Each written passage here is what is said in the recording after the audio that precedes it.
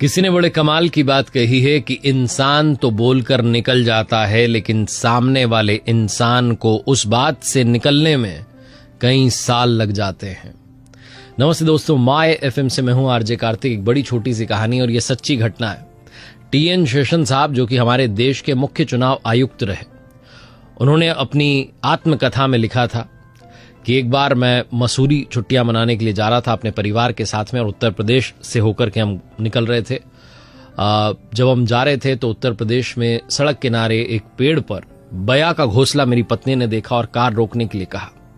जो ड्राइवर थे उन्होंने गाड़ी रोक दी और फिर पत्नी ने जिद की कि एक घोंसला जो है लेकर के आइए, घर में लगाएंगे, बड़ा अच्छा है, सुंदर सा है, सजावट के लिए बहुत अच्छा रहेगा।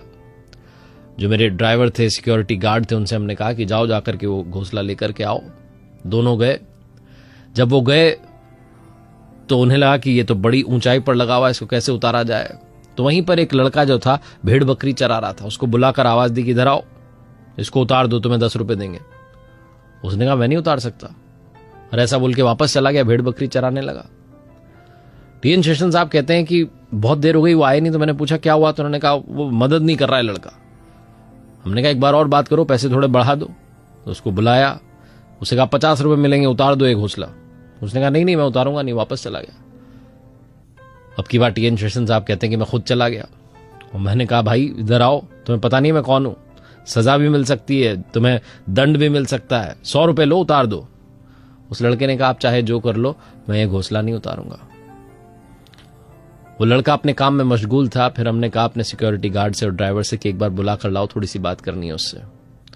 उस लड़के को बुलाकर लाए तो इन्होंने पूछा कि क्यों नहीं उतार रहे हो तुम घोंसला, चक्कर क्या है, ये पेड़ तुम्हारा है, ये जगह तुम्हारी है, दिक्कत क्या है।